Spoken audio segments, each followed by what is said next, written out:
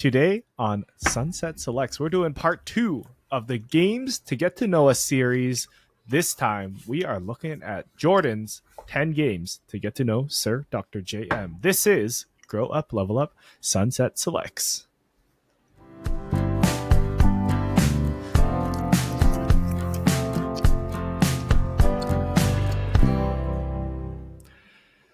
Remember back in the day when you'd click the intro and nothing would play for like 10 seconds? I do. And then we'd be awkwardly sitting here. I do indeed. Yes. Welcome. Feels like that one worked well. Dude, this Riverside thing, doing pretty well, and I'm glad it's working a lot better. Welcome to Grow Up, Level Up, Sunset Selects, the weekly podcast where I, Samson, and Sir Dr. JM over there come to you and tell you about the games, movies, TV shows, anything fun that you should be enjoying in your 5 to 9 after your 9 to 5. Sunset Selects is the series where we look at those things. We also have How We Play, which are interviews with folks from around the industry or, not in the industry, talking about how games affected their upbringing and how they implement games into their day-to-day lives. We're doing this 10 games to get to know a series because, one, it's a trend, and two, we have a lot of new subscribers joining us over the past year, about 100 of you, so welcome. And today we are looking at Jordan, a.k.a. Sir Dr. JM's 10 games to get to know him. Speaking of Jordan, how are you?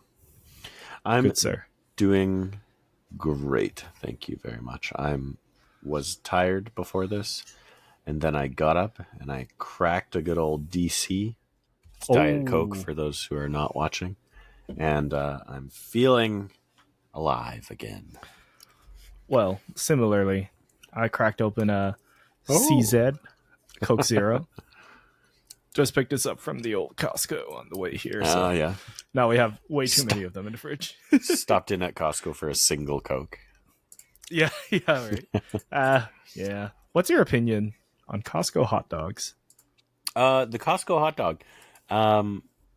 Honestly, the only bad thing I can say about Costco is that it's often very busy, and thus I hate going there. Their food court, pretty darn good. I mean, not like you're getting gourmet stuff there, but like, hey, I can get a cheap dog, I can get a cheap slice of pizza, I can get some decent fries, some decent garbage poutine, So yeah. Wow, I am a. I think I realized this today because we were exiting the Costco, and then it was so busy. Maybe that's why. But I'm like, I do not like Costco food. And that's how we lost all our viewers right there. Lost all our subscribers. I just think it's like I never love it. It's more like I tolerate it. And if I'm rushing somewhere after, I'll grab a hot dog if it's not busy, but it's enough to sustain me. But I'm not like looking forward to any of the Costco foods. I mean, I would never say I'm itching for a Costco dog and I make my way there just for that. But, you're on your way. The line's not too bad. You stop and grab one. The most whelming food, I guess you can say. Indeed. Costco hot dog. Well, we're not here to talk about Costco hot dogs or Costco food court items. That could be an episode on something. It's a Sunset Selects Costco food court edition. That's right. We're here to talk about Jordan's top 10 games to get to know him.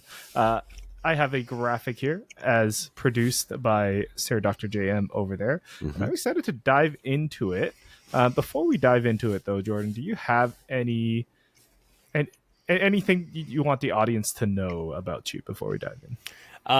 I mean, I guess I'll just kind of explain my philosophy going into this. Oh, sure. Because one thing I have certainly seen is kind of a little bit of talk going on with this trend about what exactly it kind of means and how people are approaching it. So for me, I talked a little bit about it last week. I approached it kind of from a standpoint of, each of these games sort of has some meaning to me in some way or some touchstone with my life. And that's why they made the list. I have since heard some other people talk about their lists, and a lot of them, it seems like, or I guess the one thing that I've kind of heard that I think is a good way to approach it as well is the idea that it's your elevator pitch, right? You're in an elevator, you've got whatever, 3 to 5 floors, you're going up with someone, and you're telling them 10 games that sum you up in that short period of time. So Wow. that's kind of a good approach to it. I would say mine probably does go a little deeper than that. Mine's more of a, hey, we're on a second date, kind of get to know me kind of list here. Okay, second date. Yeah, so I'm now dating all of our viewers and listeners. This is our second Very date. nice. Will we make it to a third? We'll see. You know what they say about the third date? That's when I pay. So yeah, I'm excited to get into it. Let everyone peek behind the curtain that is my life. So Ooh, let's dive in. Of course, last week we did my list. Let's go back and listen to that afterwards for this one. But without further ado, let's hold on. Do I have this here? Let's hear it. Drum roll, please. It never works. This I was drum going to say, roll, you man. tried that last week. It didn't work. So Yeah. It still didn't work. I just clicked it again. All right, here we go. Jordan's list is right here. Kabam. Oh, okay. Bam. Interesting. There it is. So some of these you'll definitely recognize. I mean, Samson, do you wanna read them out for those audio only listeners? For our audio only listeners, I am now showing the graphic of Jordan's 10 games to get to know him. In the middle, of course, is Jordan's beautiful face, wearing a red cap. Leopold's Tavern. That's right. I'm not sure what that is. And let's go around the circle, shall we? We have Monsters Inc. Screen Team on the PlayStation 1. Spyro, Riptide's Rage? Ripto's Rage. Spyro 2, Ripto's Rage. Yes, there's a 2. Spyro 2. Oh, yes, in the back there. Yeah, you got it. Yeah, shows how much Spyro I played. Spyro 2, Ripto's Rage. Kingdom Hearts for PlayStation 2, going around the circle clockwise. Call of Duty Modern Warfare, or Call of Duty 4 Modern Warfare for the PlayStation 3. World of Warcraft. Persona 4 Golden for the PlayStation Vita. Overwatch for the PS4. Animal Crossing New Horizons for the Switch. God of War 3 for the PlayStation 3. And Assassin's Creed 1 for the first Assassin's Creed on the PlayStation 3. Wow. Right. Okay, I'm seeing a pattern here. Lots of PlayStation titles. Yeah, I think like 8 out of 10. That's definitely the case. And to be fair, like, I did try to mix it up a little bit. Hopefully a few of these are somewhat surprising. But yeah, I mean, where do you want to start? There's an obvious chronological order here, of course, as you can tell. Oh, there is. Yes. Okay. I'm going to knock the 2 not PlayStation ones out. And I'm going to start with a big one. World of Warcraft. Everyone should know what World of Warcraft is, but I would like you to tell me what's your journey with WoW, as the cool kids call it. Absolutely. So now I'd also like to point out the fact that for our video watchers here, I brought additional video aids to, or visual aids. Visual aids, yeah. To our stream here. I have my instruction manuals for the very first World of Warcraft, for the Burning Crusade, for the Wrath of the Lich King, and for Cataclysm. Of course, that is the main game, vanilla, as they call it, plus the first 3 expansion packs to release. So my journey with WoW is probably like so many others. Started by getting into it because my good friend, who I've talked about on the show before, Zach, he got into the game. One of his cousins was pretty seriously into it. And I mean, it was the MMORPG that started it all, right? This was the golden goose that so many other games tried to chase in years to come. And, well, my friend's cousin, whose name was also Jordan, actually, got very hardcore into World of Warcraft, like to the point of he was doing endgame raiding and in a serious raiding guild. And that was back in the days of 40-man raids. Using TeamSpeak. Yes, using TeamSpeak. Someone on that in their guild probably paid for a private TeamSpeak server, I have to assume. But anyways, so they started playing, and I played a few times just on his account at his house. Started my good old gnome. I believe it was a gnome mage. I know its name was Timmeltalk. and Oh. and just running around Dunmoreau, whacking boars and things like that, and eventually making my way to Ironforge and just kind of being blown away at the expanse of this game, especially with you start off in an area that seems open and big, and you leave that starter area and suddenly you realize, oh, there's a whole sort of territory here. And then you bring up the map and you realize, oh, there's 50 other ones. Oh, there's another continent full of more of these. And it just kind of Hmm. grows on and on from there. And so yeah, I started with just playing on his account, eventually got a 7-day free trial from him, uh, installed that on my dad's computer at the time and played through that. Eventually my free trial ran out. I want to say back then they were doing 30-day trials even. Um, and I just would play this game relentlessly. And when my trials ran out, I finally asked my dad, hey, can I get this game? And it was the conversation of, well, you have to pay for it monthly. Oh. You have to buy the game up front and then you have to pay for it monthly. And I remember distinctly being, I want to say maybe grade 8 or 9, and my dad saying he wasn't comfortable giving them his credit card. He didn't I think remember that, that era. Yeah. yes, he didn't trust giving his credit card to an online company. And I didn't know anything about credit cards, so I was like, oh, well, that's too bad. I wanted to play this game. And then fast forward, it must have been maybe 3 or 4 months later. I want to say I finished grade 9 and I did well on my report card and I brought it up again and his opinion had changed. And so sure enough, he put in his credit card and started paying for World of Warcraft monthly for me. Wow. And Monthly. yeah, Wow. and I want to say that was back in the days where if you paid monthly, it was 15.99 Canadian. Um, Hmm.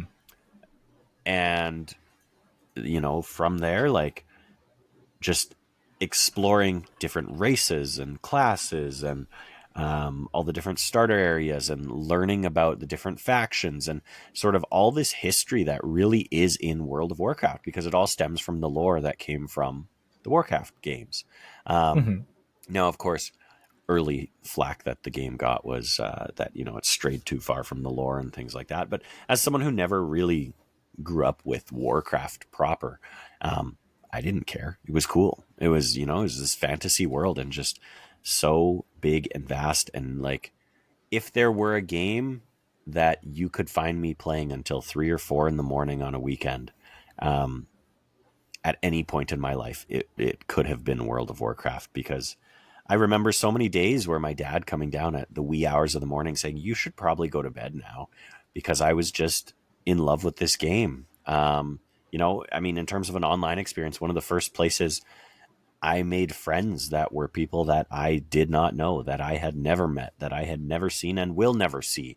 Um, Hmm. some of my, uh, again, I can still remember, their names in game.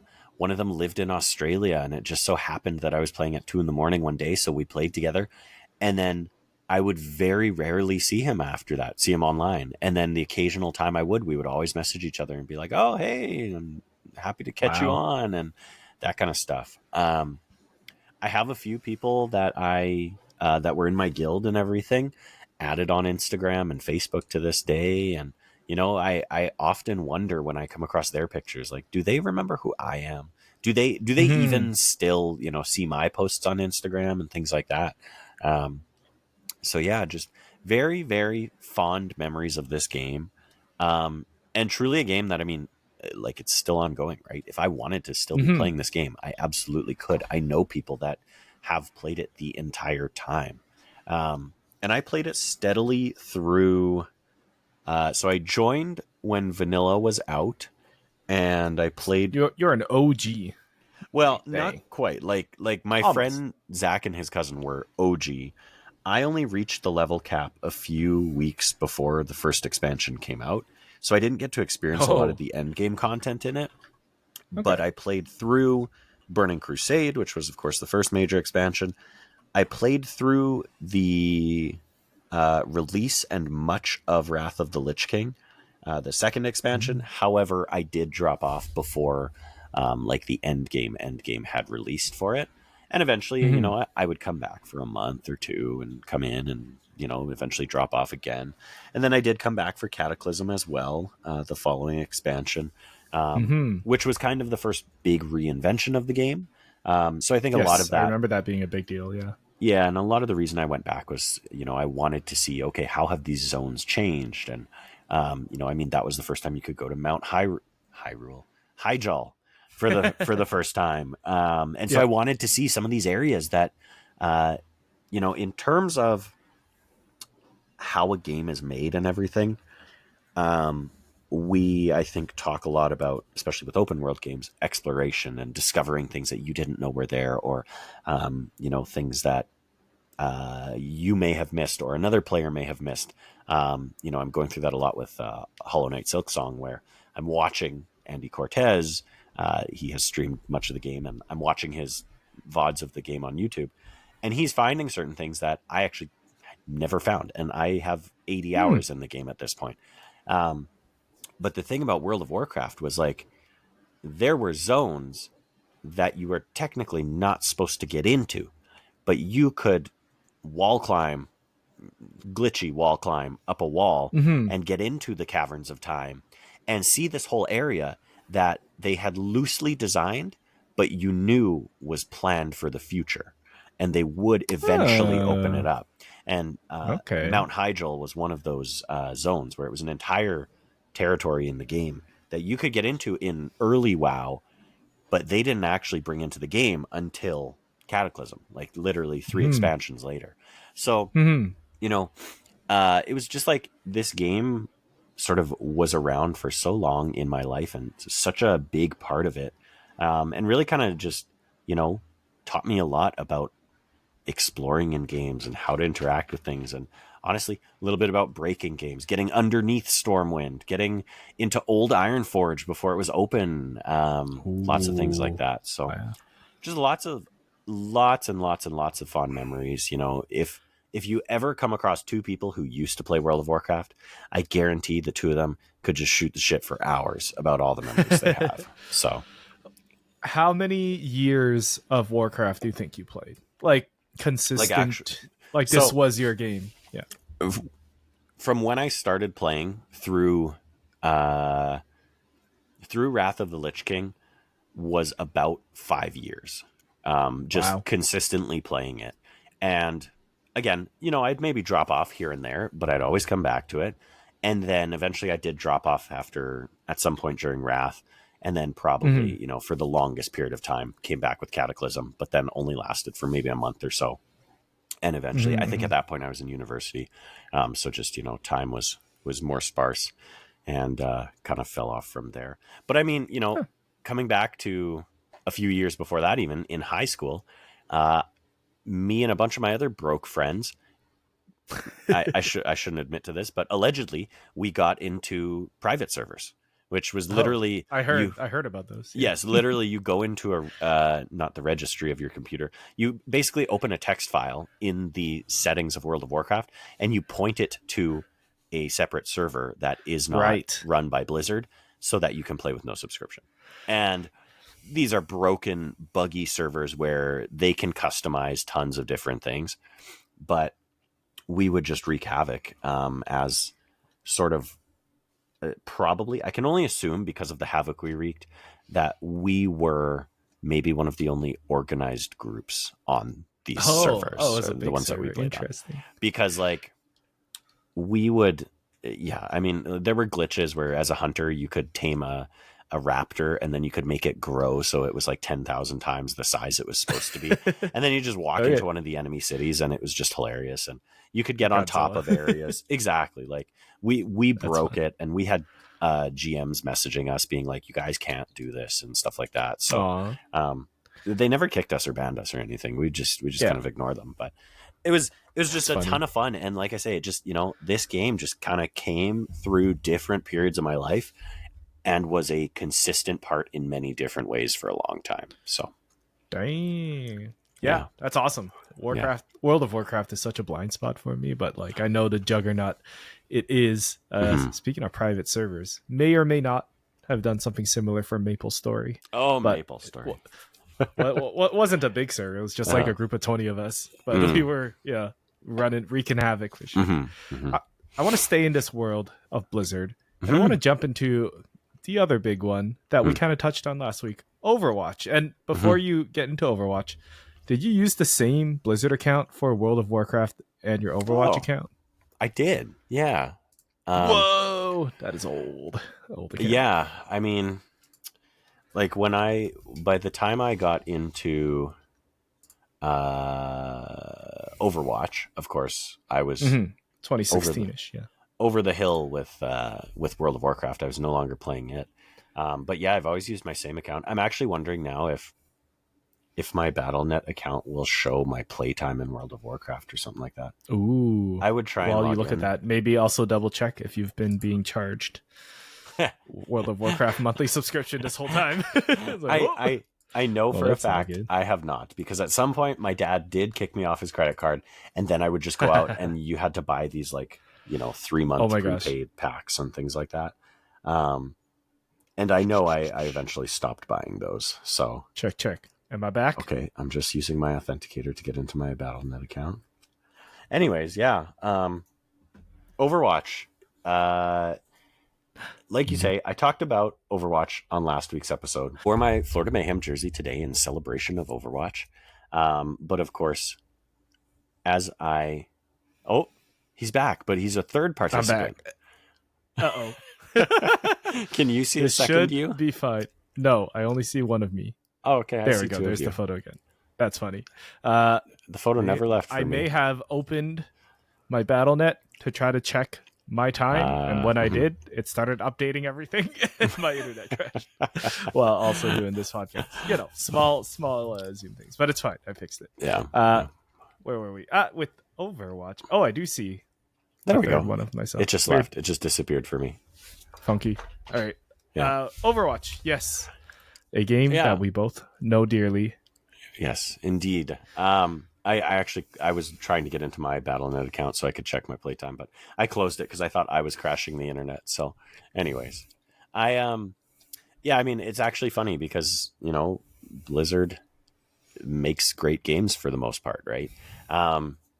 And Overwatch was certainly one that I don't know how interested I would have been in it if it weren't for the Blizzard name on it and for knowing the kind of worlds and stories that they tell, right? After being so heavily into World of Warcraft, I always kind of, in large part, I sought after another constant, something that could, be my game that I just played regularly and could always fall back to and everything. And yeah, I mean, there's a game that may or may not be on this list as well comes in between these two. But eventually Overwatch became that, right? And, we talked last week about how important Overwatch is to both of us and, just the bright shining star it is in our minds and how much we love that world and the lore and the characters and everything. As well as, again, bringing that social experience into it, just like World of Warcraft, making friends on the game, grouping up with people and just having a blast working as a team. Obviously, a lot more teamwork oriented kind of than World of Warcraft in a lot of ways. But as well, you got dungeons, you got raids in World of Warcraft, you got PvP. So a lot of crossover there. But yeah, ultimately, I hadn't even realized that really. That, yeah, I guess two of these big meaningful properties to me are both Blizzard games. Yeah. I can totally resonate with that. I really think Overwatch is that that I call it junk food game. It's a game that's that's like you can just go back to like every day. Of course I don't know if Overwatch is that. It's not for me right now, the junk food game, I would say.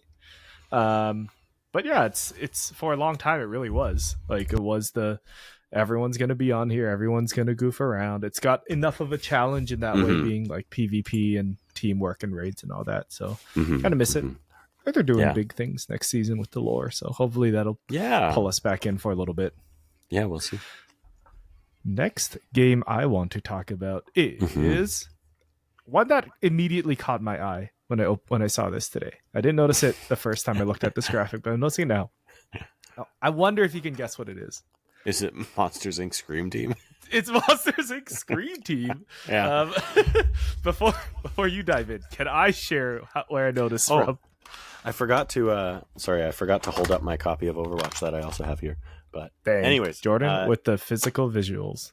And I look in the case, and I have 2 used $20 PlayStation Network gift cards and a receipt, which I'm gonna guess is for Overwatch, but let's find out. It's a Superstore receipt. Wow. It is for. It's for the PlayStation Network cards. Okay, there we go. Okay. All right. I was good. Yeah, when Superstore still sold games. That's right. Yeah. That's honestly more recent than I thought. I thought they stopped selling a long time ago. Monsters Inc. Scream Team. I'm pretty sure that's the game on PS1 that when we had a PS1 as kids, one of the my parents' friends gave us those PlayStation demo discs, and we just keep playing Monsters Inc. Scream Team because that was like, well, we only like Monsters Inc., so I guess we're gonna play this demo over and over again. But I would love to hear what the heck the rest of the game is through your experience. I mean, it's big enough to be on this list, which is wild. Actually, I don't know. Okay. Maybe it's a really good game, and I never knew. I only played like the first level. So look, I mean, is it a great game? I can only assume no. I can only assume it is absolute garbage. But the interesting thing about it, as I flip through the instruction manual here, is this is a game to me that I'm a little bit like, I really do wonder if many people played this. Oh yeah, this video is hitting right now. This is the game, right? This is the game, all right. So a part of the reason I put this on is because it's a bit of an odd pull, and it is one of those games that, I wonder how many people played this, but it also, I think, speaks to a generation where,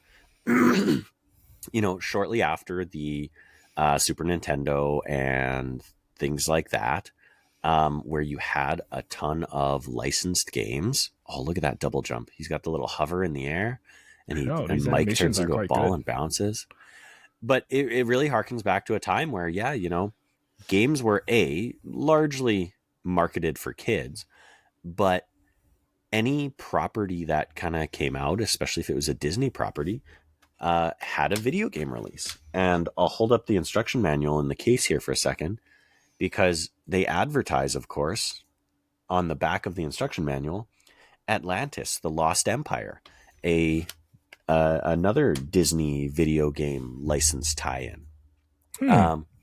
And that's a part of why I put this game on this list, because it really harkens back to this time in my life when I was young and I didn't know what a good game or a bad game was. And I didn't look into games before buying or playing them. And I didn't read reviews. I saw game or property that I thought looked interesting or that I liked, and I went out and got it. I have played that Atlantis game that is on the back cover of this.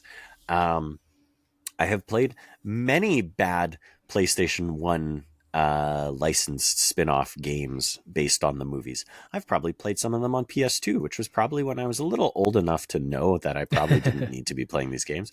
But I still played them because I liked the movie. So why wouldn't the game be fun? And I mean, watching this gameplay, it doesn't look awful. Yeah, it's not awful.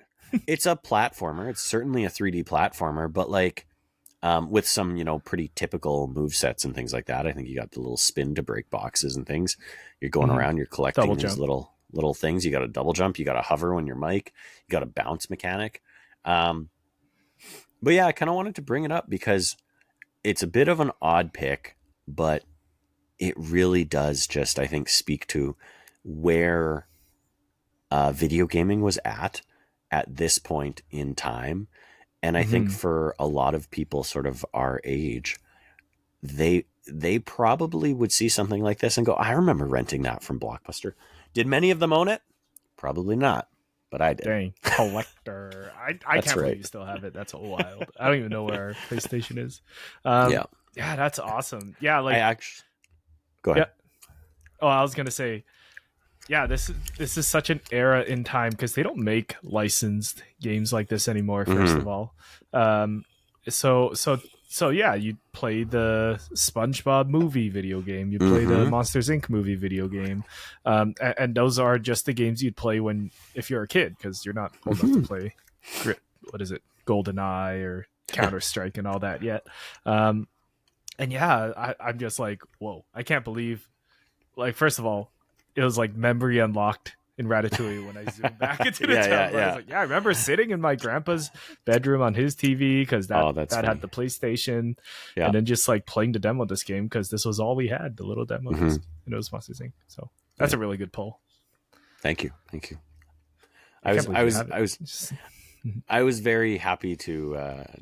I mean, I knew where this game was, but just like the more I considered my picks, the more I was like, I got to go with this because it's such a. This was me as a dumb kid, you know, not knowing what was good and what was bad, and just doing what I wanted. So, yeah.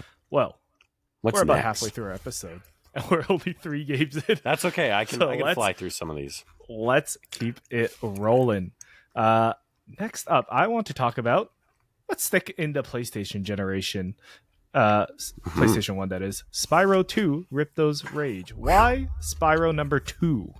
Because there's a lot of these Spyro games. Yeah. There are a lot of these Spyro games. Of course, there's only three main ones on the PS1 that were all developed by Insomniac Games. And check out that disc. Dang. Got the good old. It's let me very zoom reflective. But Whoa. anyways, Yeah, that's a PS1 looking disc. Nice ad for CTR, Crash Team Racing on the other side. Classic.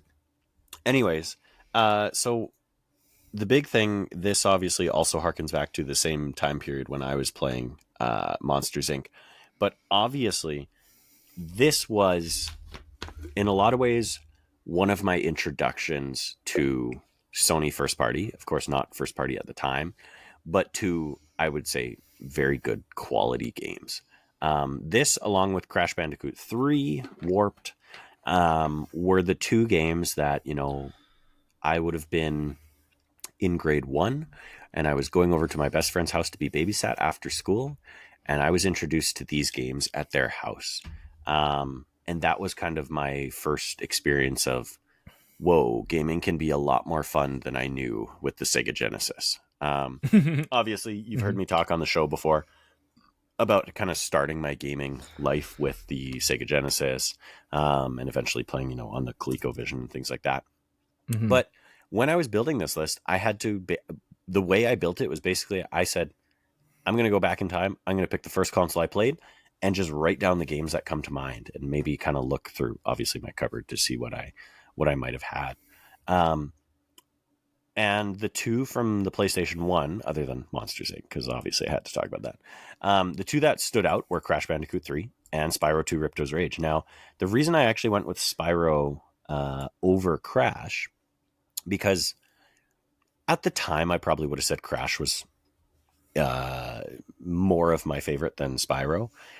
But Spyro has such a place in my heart because I will never forget watching my friends play Spyro, who owned the game, and seeing basically as they moved around the space and everything, they would hold down the square button, which makes you charge, right? Spyro puts his little head down, points his horns forward, and he runs. And as someone who wasn't as familiar with the game and didn't have the sort of dexterity with the controller and the directional buttons and everything, I could never hold down square and run. It was always too fast for me. So I would just jaunt around, walking real slow. And nowadays I play it and I'm like, oh my God, I can't stand this. I can't stand how slow walking is. But I didn't know how to control it. So I would walk around, and I will never forget the feeling of exploring the first sort of hub world area and walking behind a tree because it was my turn to play.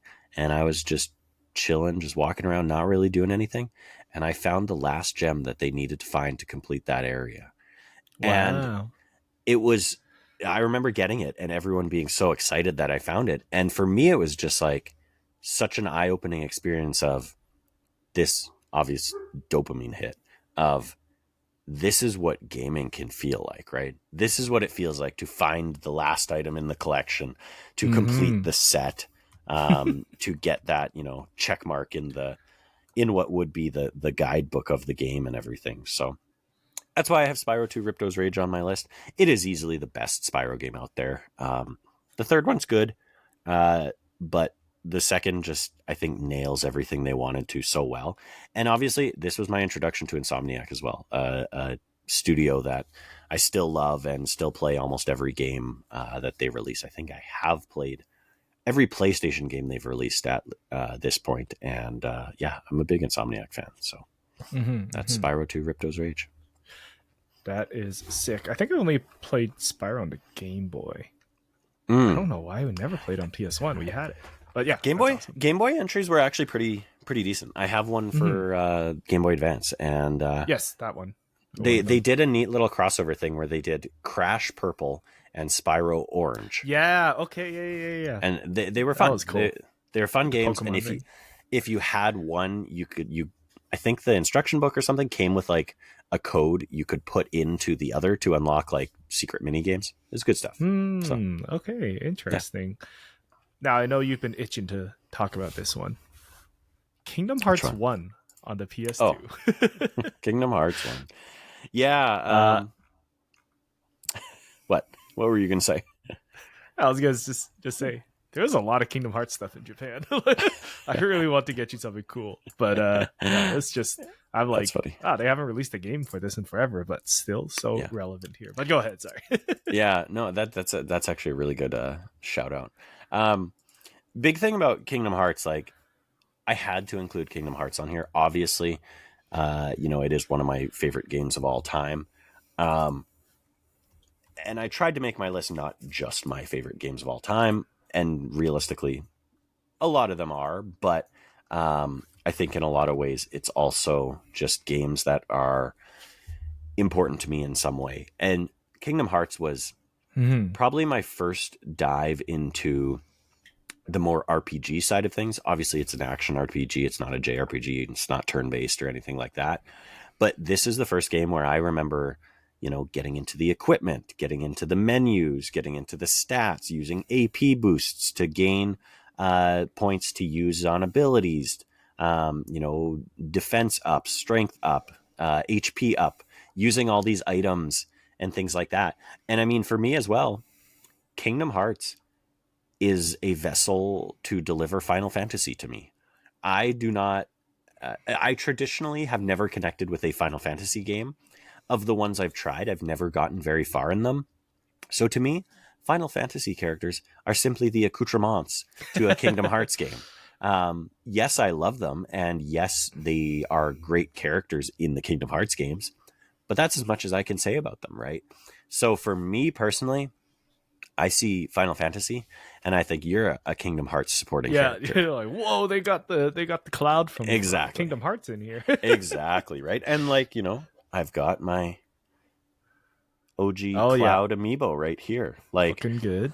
I do love these characters now, knowing their legacy. But again, my introduction to so many of them was Kingdom Hearts. And on top of that, like, I remember spending hours just going through the menu in this game. It's called Jiminy's Journal, and Jiminy Cricket catalogs the entire game for you and catalogs the characters and catalogs the enemies and the worlds and everything.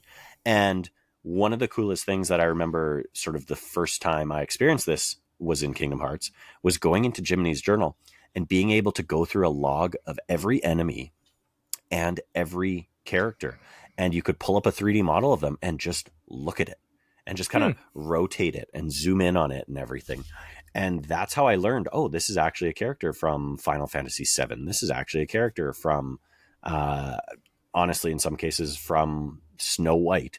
And on some of them, it would say the year they released it. That was more for the movies. But I always thought that was so cool that they just had all this information packed in there. So really love Kingdom Hearts, obviously. And one of the first games that, I can probably say I sunk hundreds of hours into and maxed every stat and maxed everything. So that's Kingdom Hearts. And the first is the best. Right. Oh, okay. That's a I don't know if that's a hot take. I think it is. That's a take. I think it's at least a lukewarm take. Yeah. I always love Kingdom Hearts 2, like TOO. I Hmm. liked Kingdom Oh, Hearts, I see. but I got into it because I didn't have a PlayStation 2. Mm. I got into it because I read the manga Oh, adaptation. And I wow. just kept buying the manga books, and it was like, That's I sweet. think I still have them. Yeah, I might need to go Oh, check that's my cool. childhood home. I might still Nice. have them. Okay, homework for next week. Remind me. That's right. Absolutely. Next game on the list. Let's see. We are getting through them. Let's stick with the RPG realm. Tell me about Persona 4 Golden Okay. on the Okay. PS Vita. Yeah. So Persona 4 Golden. Oh, hang on as I pause. He's he's he's Forgot to pull up the box of Kingdom Hearts. Um, greatest hits edition too. Nice. Back when they now, were like $20 too. That was nice. yeah, no kidding. Greatest hits meant you got a discount on it. Actually, Yeah. it became 20 or $30. The funny thing about this one, check this out. Still actually got the like packaging, the That's seal cool. on it that I just sliced through but never took off. But funny thing about Kingdom Hearts was that I rented it originally and discovered that I loved it, and then went out to buy it, and I could never find it. I could never find a copy of it. And that's why I have the Greatest Hits edition, because I got it much later. I had already beaten the game and everything from renting it multiple times at Blockbuster. But I could never find a copy of it. And then finally I found it once they eventually put out the Greatest Hits version. And so I picked it up. So anyways, Interesting. we were talking about Persona 4 Golden. He's reaching for his Vita. Oh, nice. Nope. There's the box. This is, I think, the only Vita game I have a physical copy of. Oh, okay. Interesting. Yeah. What does a Vita cartridge even look like? Like an SD card, right? It looks a lot like a Switch cartridge, yeah. Okay. And you can see, actually, interestingly enough, they were smart about the Vita cases, and they made them smaller. Unlike the Switch, where they made them thinner, but not actually shorter. So, anyways. Yeah, they all gotta have their own little style. Yeah, exactly. Anyways, Persona 4 Golden, I think I've talked about a few times on the show before as well. Persona 4 Golden was the first JRPG turn-based style game that I ever got into. And it was after much convincing by one of my friends who told me how great it was. I think he actually bought the game for me for my birthday or something just to get me to play it. Oh, nice. And it has a slow start, so it took me a long time to get into. But once you get into it, and once you start learning that this is a game about, they're called social links in the game, but relationships with your friends. It's about building a gang and getting to know these people and getting to bond with them and become closer with them is ultimately what it's about. That's when this game really starts to sort of click. Now, there's some problems with this game nowadays. Not socially some of the best storylines for some of the characters. But at the time, it was great. I'm sure it's still great in a lot of ways. And all these characters still, obviously have a very special place in my heart. But the interesting thing about Persona 4 Golden is, I don't think there is... I hope I don't get contradicted as soon as I say this. I don't think there is a hater of Persona 4 Golden out there. Anyone who... Someone in the comments going to write, I'm the one hater. That's right. Anyone who has gotten far enough into it, and you should never have to play a game for, hours and hours and hours for it to get good. This game does have a slow build, and it's because there's so many systems that they're teaching you in the beginning. It even took me a long time. Like, I remember starting it, playing for a couple hours, putting it down for a month, playing a couple more hours, putting it down for a month, playing a couple more hours, and then finally it clicks, and I really got into it. But yeah, this was one of the first games where coming out of it, at the end, I had invested so many hours into this game, easily over 100 hours just for one playthrough, and sort of wrapping everything up, and the credits roll, and all the storylines are over, and it gives you this nice little key art of you and all your friends happily together. And I screenshotted that on my Vita, and I set that as my wallpaper, and I'm pretty sure it's still my wallpaper on my Vita. And I remember having this feeling of honestly, this feeling of loss. All my friends are gone now. It really was like, I just spent this great summer vacation with all my friends, and now we've all gone our separate ways. and I'll probably never hear from them again.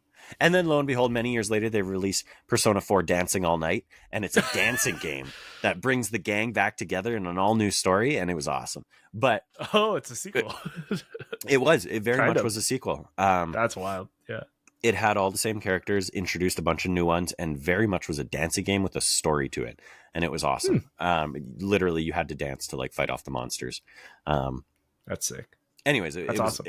It's awesome in its own right. But yeah, just one of the first times I remember really feeling like a connection to these characters and feeling sad upon finishing it. And feeling like, you know, you have this relief of, oh, I'm finally done the, 150-hour game. But then feeling this emptiness of, I had to say goodbye to all my friends. And, they're always right there. I could always go back and play another game, play another round. But anyways, yeah. That's cool. Yeah, I want to say I had similar feelings before, but I can't remember the game. Maybe through a TV show. But, I mean, that just shows to, like, the strength and the how well done it was. That you'd have these, like, real-life human emotions on this piece of on these digital characters that you spent 150 hours with. Yep. That was very wholesome. But now I want to get a little edgy. I know where we're going. Tackle 3 of the edgiest games on this list. Starting with one that's also kind of near and dear to my heart, Call of Duty 4 Modern Warfare on the PS3. Tell me about the shooter that honestly changed it all for all of us. Absolutely. So this one is an interesting one. I mean, it's funny because what you see on my list is the most games are the largest quantity of games from a single generation is the PlayStation 3 generation. I could have built a whole list that was just PS3 games because the PlayStation 3 for me was when I really got into gaming and when I would be buying a new game at least every month. If not more frequently. And it was also obviously when I was a teenager, when I started to expand my horizons and get into all sorts of different games, as you can see, between Assassin's Creed, God of War 3, and Call of Duty 4 Modern Warfare. I talked before about how, Resistance Fall of Man, Insomniac game, and release title for the PS3, was my first foray into first-person shooter. That was really where I learned how to use the sticks, as they say. Of course, playing first-person shooter on console. And then Call of Duty 4 Modern Warfare was really where I'd say, I cut my teeth. That's where I grew some battle scars. I survived the lobbies back then and everything. Or whatever. Yeah. Earned my stripes. That's right. But the other interesting thing about this list in particular is that both Assassin's Creed and Call of Duty 4 Modern Warfare are directly tied to each other for me. And that's why they're both on this list. Mix them in. Yeah, so, but mix all these guys in. Yeah. Just the two, Assassin's Creed and COD 4. And that's because I think I've talked about this on the show before too, but my dad coming to me saying, "Hey, I know you are interested in this Assassin's Creed game. Best Buy has a deal." And I distinctly remember him showing me the flyer, and it was $80 for Assassin's Creed and Call of Duty 4 Modern Warfare. Wow. And they were both new. Like if this was the holiday season, COD drops in November, and it was maybe December, and you could get these two $60 games for $80. So my dad was like, "Are you interested in this other one?" And I was like, "I've heard it's pretty good. Why not?" Little did I know that this game would become my constant for the next 2 years. So Assassin's Creed, I was already very interested in because of the whole Assassin's Creed thing. I had been following the development of it, was really hyped for the release and everything. The game itself turns out to be, what it was. I liked it. But because I got Call of Duty 4 Modern Warfare with it, and then COD 4 became every day after school, my friends coming over so we could pass the controller. There was no local split screen. So it was, I'm going to play around. I'm going to pass the controller. My friend's going to play around. He's going to play around. He's going to pass the controller. And we would just do that for as many hours as we could. And then on the weekend. Playing online. Yeah, playing online. Sorry. Yeah. And then on the weekend, it was sleepover at my house, drinking all the chocolate milk that my parents would buy, and just making that room nice and smelly. Like 3 teenage boys just trapped in a room, closing the door, swearing all night long, blasting, like we would blast DMX over the mic while we played online. Trash talking people in the lobby, and post. Yeah. We would blast Katy Perry. We would blast a song called Whipped Cream, which is it's a classical music song, has no lyrics. Look it up on YouTube. It's a great song. Okay. And yeah, we would just grief people in Call of Duty. We eventually got quite good at it, I'd like to think. But this was also, one of my first experiences with DLC. When they dropped the first map pack, I remember being so hyped for new maps.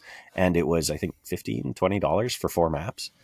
And I was like, this is awesome value. And nowadays, $20, people complain if you're not getting a whole game. But anyways, yeah, different time. But really, this was sort of another explosion into online gaming for me. But this was the first time it was competitive, right? Because World of Warcraft, I always played PvE. I never really played on a PvP server.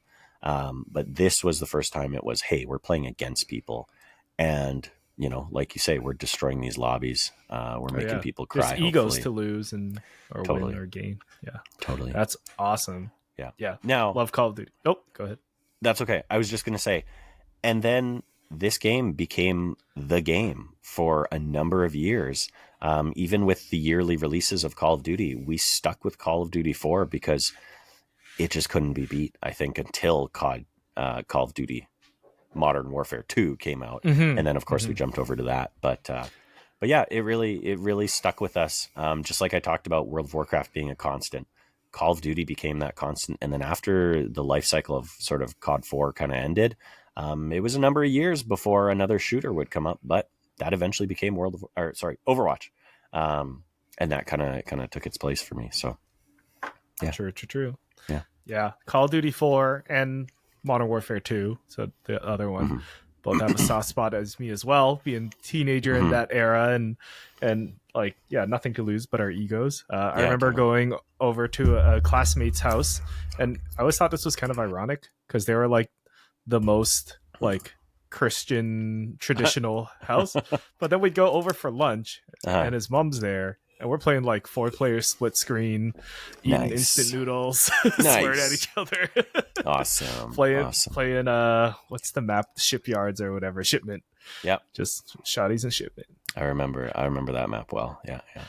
This was actually, it's funny to think about that game because this is also like we got into playing hardcore where you had like reduced health. Oh, no UI. You could only take 2 or 3 hits, no UI. And like this is the reason that, eventually I asked for a surround sound system for my birthday one year because I wanted to be able to hear the footsteps behind me and stuff. And like, yeah, that's awesome. We had good times with it. I also remember, being in high school and walking down the halls and hearing the preppy guys talking like, oh man, yeah, we were playing Call of Duty last night, but man, that game's hard. I just get wrecked so much. And me and my like nerdy friends being like, oh, we're probably wrecking him. We're so good at this game. He sucks. We're so much better than the cool kids. But anyways. Probably. Yeah. Assassin's Creed is kind of the other half to this Call of Duty era. You said it wasn't, or it seemed like you weren't as high on it, but like it still made the list. So why? Yeah. So I mean, obviously, again, it's directly tied to COD 4 because of that sort of double whammy that I got them together. Financial transaction. Exactly. But again, it was a game that I was incredibly excited for, and probably one of the first like sort of start. It was definitely that start of me really getting into games. You can tell by just the box art there as well. Obviously, it is the old PlayStation 3 branding versus the new. I just remembered I do have a copy of COD 4 here. Assassin's Creed is one of the ones that I don't actually have the box of anymore. I think I did trade it into EB Games, but I do have the COD 4 box. So anyways, you can see it's got that old PS3 branding, which COD 4 does as well, versus the new that you see on the God of War branding. But the big thing about Assassin's Creed was, again, I was hyped for it. I had a friend that was hyped for it. My friend was into the Xbox 360, and I was into the PlayStation 3. So we each got the game, and we each played it, and we each loved it, and whatever. This was one of the first times I remember seeing someone else play a game that I also played. And first of all, being impressed with how much better at it he was than I was. But second, this was the first time I realized that the PlayStation 3 had some serious limitations compared to the Xbox 360. And that's because on the PlayStation, I was used to this game where it kind of looked like there was always this like grainy kind of filter over it. Yes, it's all coming back to me. Yeah, and videos. And yeah. I didn't know any better until I saw my friend play it on his 360, and it ran at what I thought was this buttery smooth, probably 30 frames per second. But it looked so fluid and it looked so smooth. And I remember being like, whoa. And I'm pretty sure I said something to him and he was like, what are you talking about? Like, this is just how the game looks.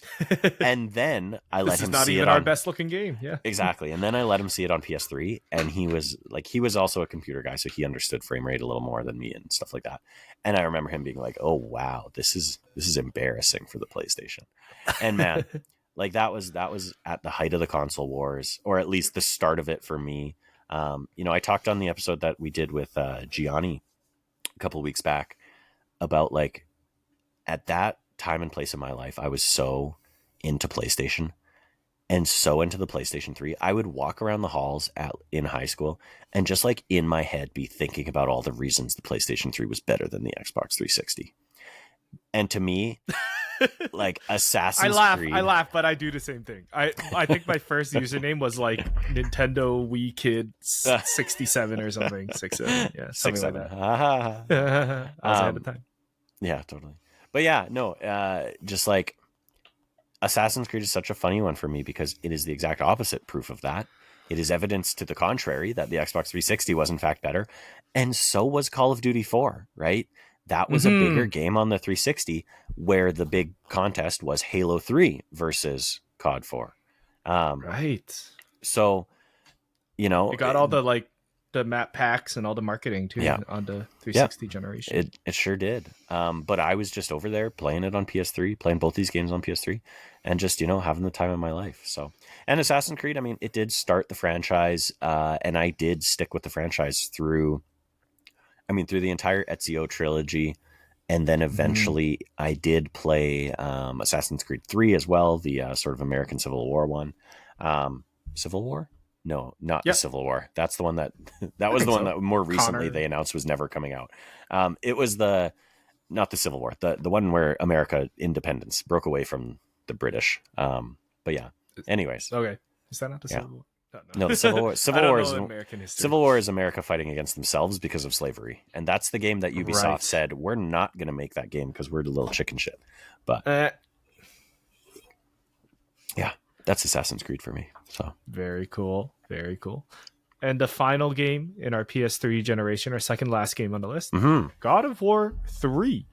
That's right. This game rocks, man. I remember playing this. And be like, this is so cool, so gory, and Kratos yelling and all that. Jordan is opening up his box. He's taking out the manual. I sure am. Now, big eye. Yeah, big. You got the Omega symbol with the Kratos / red thing through it. Did they ever re-release these games on PS5? PS4, PS5? I believe they did do like an up-resed or an HD. Ooh, check it out. There was a red controller for God of War as well. God of War 3. Hardcore. I believe they did put out some version of God of War 3, quote unquote, remastered. I don't remember if it was PS5 or PS4. Pretty sure I have it through one of the, PlayStation Plus services or whatever. Okay. But I have never gone back to it. But this game makes its way onto my list. Again, because of the time and place in a lot of ways. Again, that PS3 generation, but later on the PS3 generation, when PlayStation was really killing the game. I want to say this was the Kevin Butler era. This was PlayStation is in a lot of ways on top. This is coming off of, an exclusive game every month and things like that. And the first party was really just firing on all cylinders here. I had never really been into God of War. On the PS2, it was, more, I mean, I didn't play mature games until the PS3 generation. So I eventually they put out a package of, God of War 1 and 2 on PS3, HD, whatever. And I eventually played through that. But then again, this was one of those games that, just being so incredibly hyped for. It was edgy at the time, it was gory for my little teenage brain. We're tearing the head off Helios. Oh yeah. We're getting in a hot tub and banging girls and things like Fingers that. going into eyeballs. Crazy stuff. Crazy all that stuff. kind of stuff. But the big thing about this game as well is that I have a big touchstone in my mind with this game where I started dating my then girlfriend at the time, my now wife, and she watched me play through a lot of this game. And it was one of the first times that anyone had sort of just watched me play like a single player game in a lot of ways. And I remember beating this game one, I don't know, whatever, even to call it a Friday evening. And her and I are watching, and we're all ready to go to a movie to see Shutter Island. Oh my gosh. I'm at the very end of this game, and we're like, well, why don't you just finish it just so, you can call it done. And there's a part in the end of this game where you are punching something. And from what I recall, I believe it's in first person view of the being receiving the punches. And so it's Kratos walloping on the camera, and you are in control of the punching. What I didn't know was that you can actually just punch endlessly, and it will never move you on until you stop punching for like 3 seconds or something like that. So we're at a point where this movie is starting. We need to leave for our date, and I'm beating God of War 3, and I'm still punching. And I'm just sitting there mashing I think it was the circle button, but mashing the circle button to punch. And I'm at a point where like I'm kind of like doing double takes, like looking at my wife being like, I don't know why it's not ending. Like, I want to go to the movie too, but it's just not ending. And then eventually cluing into the fact that, oh, it's not going to prompt me to stop punching. I just stop punching, and then the cutscene will play and it will move on. Wow. Okay. Yeah. But yeah, that moment just sticks in my brain so clearly as like an early dating memory, where it was kind of like, ooh, whoops, sorry about that. We're going to be late for the movie now because I was beating my video game. But yeah, regardless, great. Fun game, and like did some things. It went some places, that's for sure. And yeah, just like, gore as gore could be. And yeah, so fun memories of that. I mean, if you can handle the brutality of that ending, I'm sure Shutter Island was fine after that. Like yeah, both back to back crazy stories. That's right. Yeah, God of War 3, super hyped. I can still remember the ending sequence. I do remember the punching you're talking about. I think we can like spoil the game too. It's been 20 years fair almost, I think. Fair enough. But yeah, it was just like I don't know how I got to that cut scene then, because I don't also remember. I just punched. Maybe I accidentally triggered it because I got tired and drank some water or something. Yeah.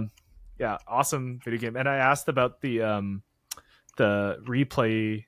Not replay, but the remastering of it, or the what's the other word? Remake. Yeah, because I feel like I guess it's kind of risky to make this kind of game in this day and age.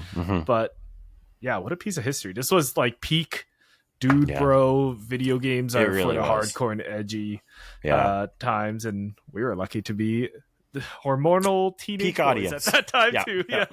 We're like, totally. Just for us. Yeah. Love God of War 3. And the new God of War is pretty good too. Yeah.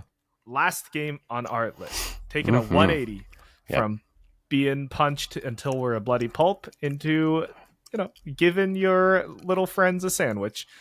On the list is Animal Crossing New Horizons on the Switch. That's right. I want to say it is the most recent entry on your list, the recent game release. Not as recent as my Consumi, which came out earlier. But yeah, tell me about Animal Crossing and why it's on the list. Yeah, so Animal Crossing,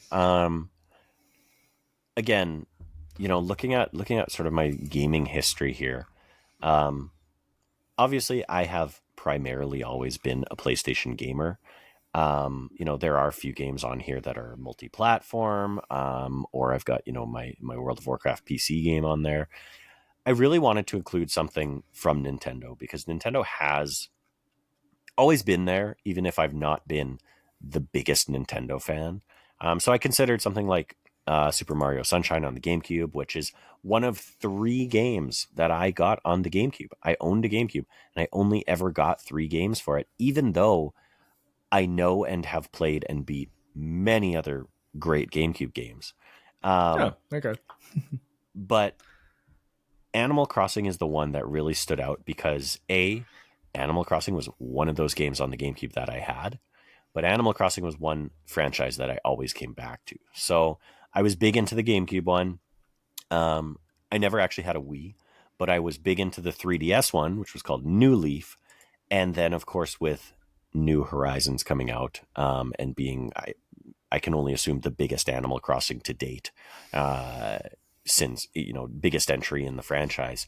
The one that really stuck out to me, because obviously it's the most fleshed out, it's very clearly the best game in the series and the franchise, for what it does and what it allows you to do. But the sort of touchstone in my life for this one, obviously, this game dropped in early COVID times. Oh, yeah. Which probably contributes largely to a lot of its success. But this game also was one of the first games that I can say I handed the controller to my daughter and I watched her play it. And so obviously, that's a big moment in life. So, if we look at my list, I've got early memories with my wife on here in God of War 3, and then I've got early memories with my child on here with Animal Crossing New Horizons. And, at that time when she was playing it, like, she would have been very young, barely even really understanding the controller and the inputs and, how to move a character around. Certainly not able to read. But fast forward a few years, and just this past August, my 6 turning 7-year-old had an Animal Crossing themed birthday. So my wife made decorations that looked like things from Animal Crossing. We did a scavenger hunt that was literally those hidden around the house, and everyone had to go find them. We had Animal Crossing cake toppers that we had ordered that, went in the cupcakes and all sorts of stuff like that. She wears an Animal Crossing toque to school. For someone who doesn't know what it is, you wouldn't necessarily know it's Animal Crossing, but it's got the little leaf on the front. Nice. So if you know, kind of thing.